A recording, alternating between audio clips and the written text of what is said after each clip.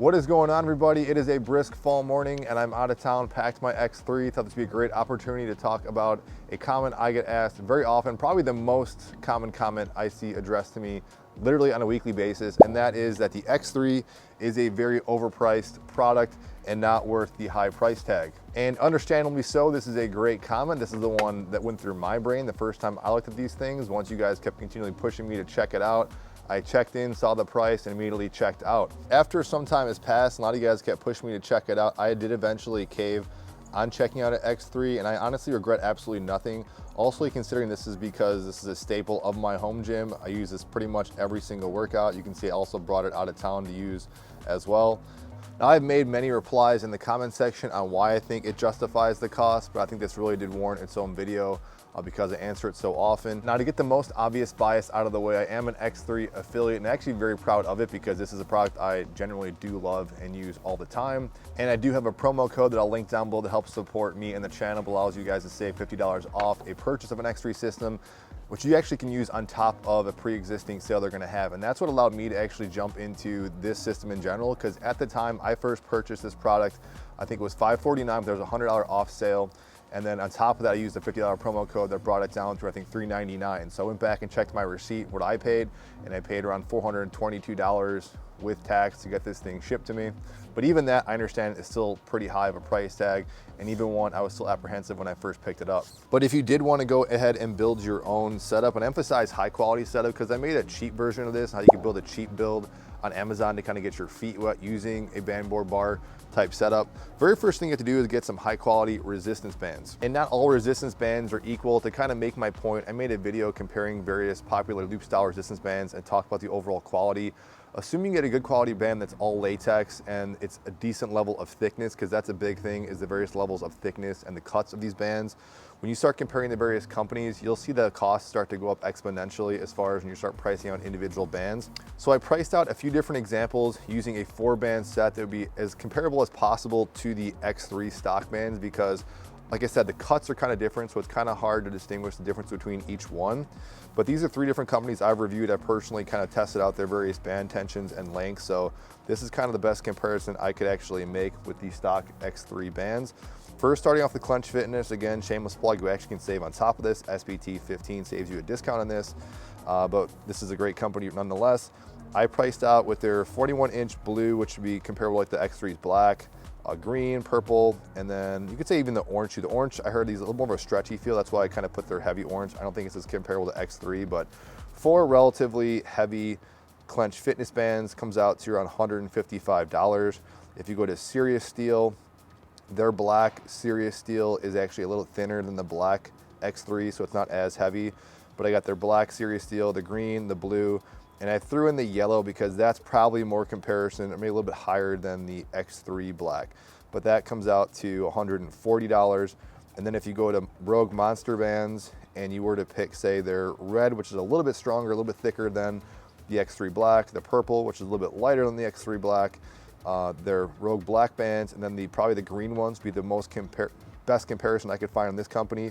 When you price all of these out, you get roughly $127. You're basically in the ballpark. If you're on the similar tension and number of bands, you're mostly looking at between like $125 to $140 of similar band quality and tension you're gonna pay upfront just for the resistance bands alone. And then when you start talking barbells, I reviewed the Jay Bryant bar. I reviewed this other cheap 2-piece black one I got. I forget the name of it, but I'll show it here on the screen.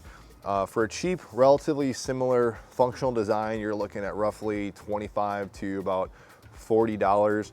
Now, again, that sounds nice, but when you start thinking that you got to consider overall build quality, that those things I know are not going to last. The Jay Bryant fabric has worn. You can see some reviews of that online.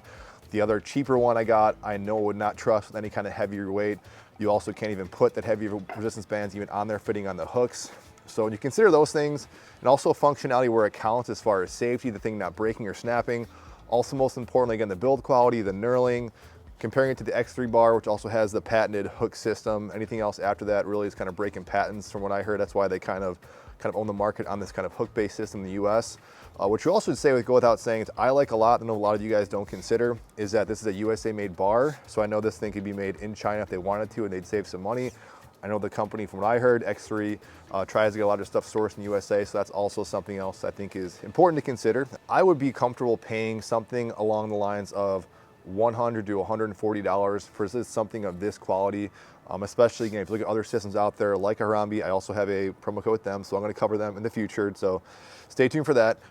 Their barbells are basically going for that around that price range, like 120-ish, 129 or something like that for their new short bar that's out there. So far, if you're talking good quality barbell and bands, you're roughly, with shipping, taxes, whatever, looking close to approximately $300. So the next thing would be sourcing out a decent, high quality foot plate. And I say high quality, but also where it counts, because you want something that certainly is strong enough to withhold a lot of tension and force. You also want something where the bands are not going to slip and rub. I reviewed other foot plates. I won't get into that right now, but the bands can tend to like slide around, and that already makes or breaks it for me. I know a lot of people like to use the stepper. I was finding the same kind of thing. Either the bands were getting kind of trapped underneath the stepper platform, or they would kind of rub against the side. I also didn't like that the platform was so wide that it kind of prematurely stretched the bands. Not to mention it's also thicker, so that also is going to add some extra kind of pre-stretch to it. So with the X3 setup, this is my personal bias. I like it so it is kind of so low to the ground. I like the dimensions are closer. For me, I like the dimensions coming straight down in a vertical path. I also feel like there is something to this thing kind of really holding on to the band. The overall argument people were saying right away is that this thing likes to cut the bands, and I have not found that. I've used all sorts of bands. My Paraforce bands, which are new ones from X3, are totally brand new. Where I did start wearing the bands down, again, I've used all different companies on this foot plate and they're fine, was that in the X3 stock bands, was that if I was doing too much kind of friction, like not keeping that constant tension, they want to kind of war, kind of get some cuts, and that's where I was kind of really getting into some issues. I still have those original bands and I still use them fine to this day, but that is, I think, where the potential issues are coming up. I do not think this foot plate prematurely cuts into that. You could, of course, DIY your own foot plate or board, and I'll get into like my Mac boards here in a second, but I know the big popular thing people always comment on is that using the Cuddy board hockey puck thing that was on YouTube, which still looks pretty good, but again, you kind of have to assemble that. And even when I priced out the parts, I was still getting roughly around $50, including shipping and everything for all the parts, just to actually make a quality foot plate. And it seems like something like that with the cutting board, you certainly secure with the amount of tension, certainly be a functional piece. Might not be as portable, but I think it would do the job.